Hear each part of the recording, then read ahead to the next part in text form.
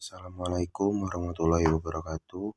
Perkenalkan, nama saya Arlian Pramana Putra, NPM 220310004, jurusan Hukum Tata Negara. Di sini saya akan sedikit menjelaskan kembali tentang PowerPoint saya dengan materi Sistem Ekonomi dan Sosial dalam mata kuliah Penghantar Politik. Yang pertama, pengertian ekonomi sosialis. Istilah sosialis atau sosialisme pendapat Brinton dalam buku Perkembangan Pemikiran Ekonomi karya sosialisme adalah sementara orang juga diartikan sebagai bentuk perekonomian yang pemerintahannya paling kurang bertindak sebagai pihak yang dipercaya oleh seluruh warga masyarakat. Pemerintah juga sebagai pihak yang menasionalisasikan industri-industri besar seperti pertambangan, jalan-jalan, dan jembatan, kereta api, serta cabang-cabang produksi lain yang menyangkut hajat hidup orang-orang banyak. Dalam bentuk yang paling lengkap, sosialisme melibatkan semua alat-alat produksi, termasuk yang di dalamnya tanah-tanah pertanian oleh negara dan menghilangkan milik swasta. Sejarah singkat ekonomi sosialisme. Eropa baru saja menyelesaikan perang antara kapitalisme dan rezim feodalisme. Sebelumnya, sejarah masyarakat Eropa lebih didominasi oleh kaum bangsawan dan feodal. Kelas masyarakat inilah yang telah lama menancapkan kuku penjajahannya pada masyarakat bawah. Namun setelah sekian lama tertindas, akhirnya lahirlah kekuatan baru bernama kaum kapitalis yang berusaha meruntuhkan otoritarianisme kaum feodal. Hal ini ditandai dengan lahirnya Renaissance di Eropa. Era ini menandai lepasnya masyarakat Eropa dari zaman kegelapan yang lebih didominasi oleh kaum feodal. Era pencerahan dimulai dengan ditemukannya mesin cetak oleh Johann Gutenberg pada abad ke-15 Masehi. Hadirnya mesin cetak ini mampu merubah kondisi sosial budaya masyarakat Eropa saat itu, terutama dalam produksi. Dengan mesin cetak, produksi buku akhirnya bisa dilakukan secara massal.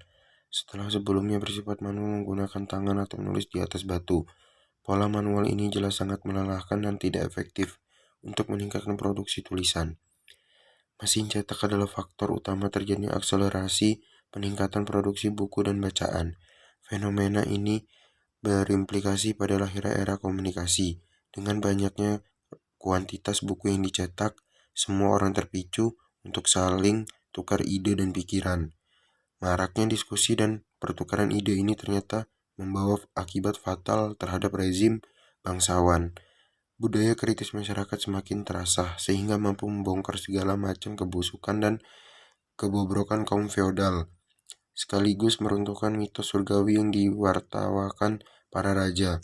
Revolusi teknologi itulah yang akhirnya menjadi titik tolak yang terjadinya perubahan-perubahan di masyarakat. Sejarah telah menceritakan kepada kita bahwa perjuangan ini ketika itu selalu berakhir dengan satu bentuk, yaitu menangnya kelas yang lebih dominan jumlahnya dan lebih jelek kondisinya atas kelas orang-orang kaya dan kelas yang jumlahnya lebih sedikit. Inilah yang kemudian disebut dengan hukum dialektika sosial, di mana hukum ini masih bisa berlaku untuk masa-masa mendatang, sebagaimana hukum ini sebelumnya pernah terjadi. Pemikiran sistem ekonomi sosialis. Pemikiran-pemikiran ekonomi beraliran sosialis secara garis besar dapat dilihat atas 3 kelompok. Dari kelompok pemikir sebelum Marx, pandangan Marx dan Engels, kelompok pemikir sosialis sesudah Marx. Dari kelompok pemikir sebelum Marx, aliran sosialisme sebelum Marx lebih bersifat utopis dan kelompok pemikir yang mencoba merealisasikan gagasan-gagasan mereka dengan membentuk komunitas-komunitas bersama. Tokoh sosialis utopis yang paling terkenal adalah Sir Thomas More dari tahun 1478 sampai dengan 1535. Bahkan istilah sosialis utopis diberikan karena More pernah menulis tentang sebuah negara impian dalam sebuah tulisannya yang sangat terkenal, Utopia.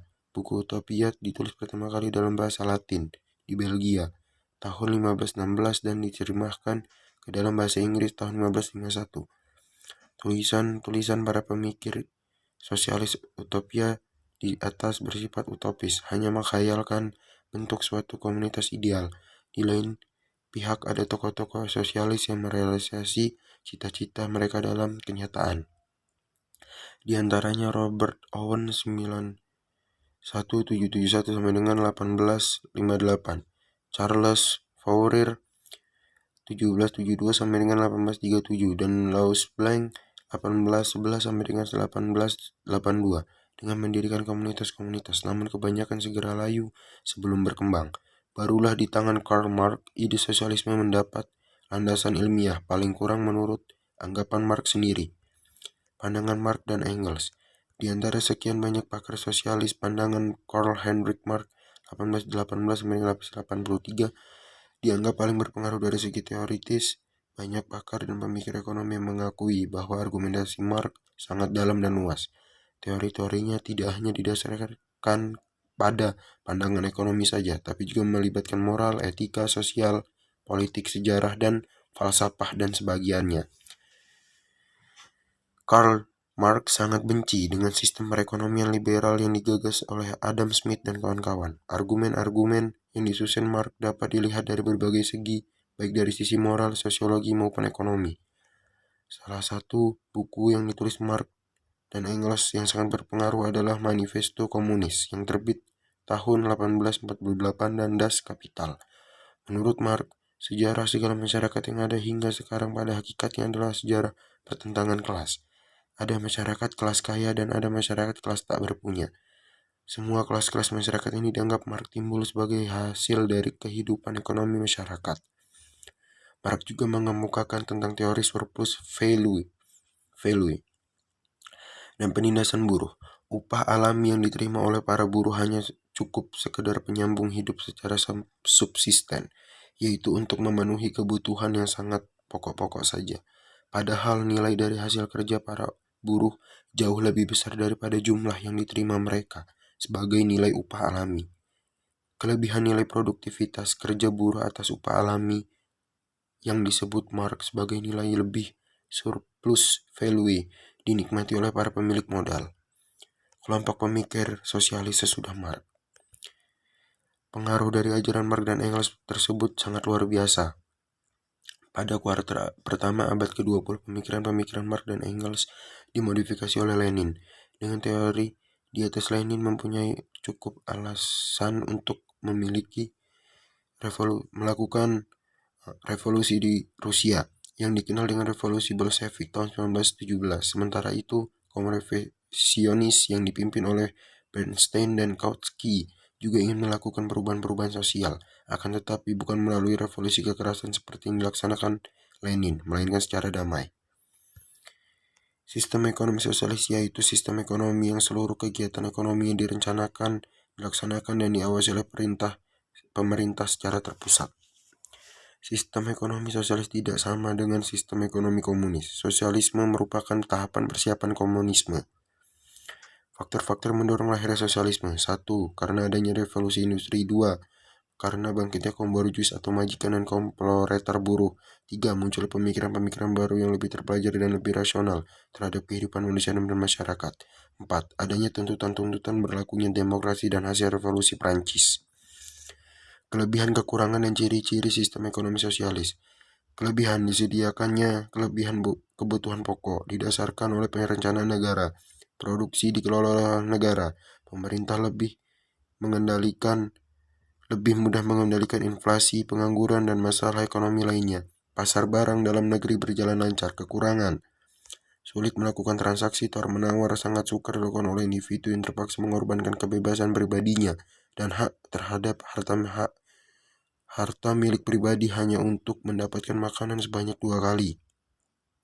Membatasi kebebasan, sistem tersebut menolak sepenuhnya sifat mementingkan diri sendiri, kewibawaan individu yang menghambatnya dalam memperoleh kebebasan berpikir serta bertindak. Ini menunjukkan secara tidak langsung sistem ini terikat pada sistem ekonomi diktator. Mengabaikan pendidikan moral. Dalam sistem ini, semua kegiatan diambil alih untuk mencapai tujuan ekonomi, sementara pendidikan moral individu diabaikan. Ciri-ciri sistem ekonomi sosialis. Lebih mengutamakan kebersamaan, kolektivisme, peran pemerintah sangat kuat, sifat manusia ditentukan oleh pola produksi. Prinsip dasar sistem ekonomi sosialis. 1.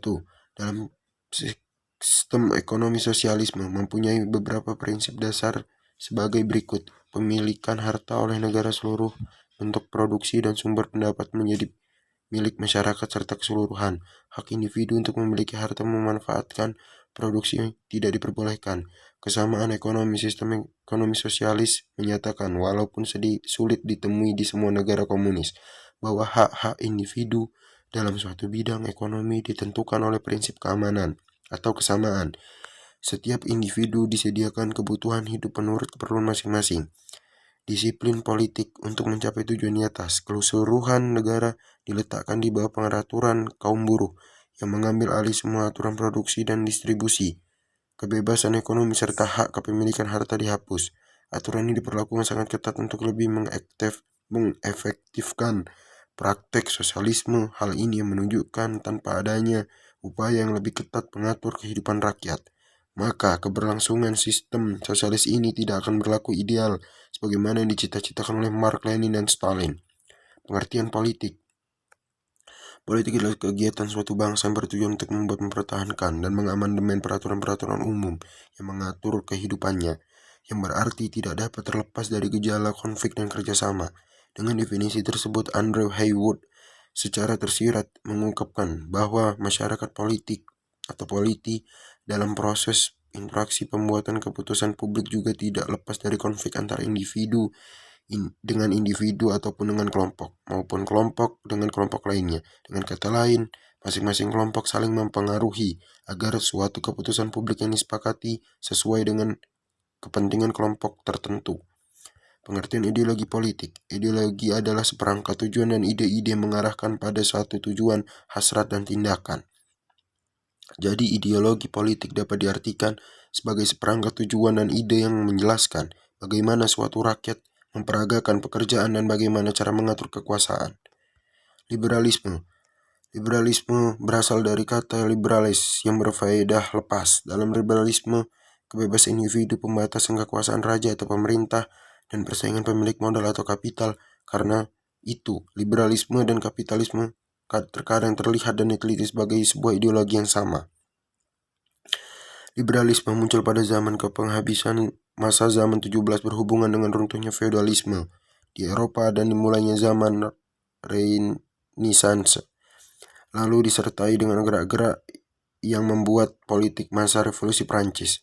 Liberalisme pada zaman ini terkait dengan Adam Smith, diketahui sebagai liberalisme klasik. Pada masa ini, kerajaan pemerintahan bersifat dengan lepas tangan, sesuai dengan pemerintahan laissez-faire. Pemikiran ini menekankan bahwa kerajaan harus diberi kebebasan berpikir kepada rakyat, tak menghalang pemilikan harta individu atau himpunan, kuasa kerajaan yang terbatas, dan kebebasan rakyat. Kapitalisme. Kapitalisme berasal dari kata kapital, artinya yang berfaedah modal. Modal di sini maksudnya adalah alat produksi seperti tanah dan uang. Jadi guna kapitalisme adalah ideologi di mana kekuasaan benar di tangan kapital atau pemilik modal.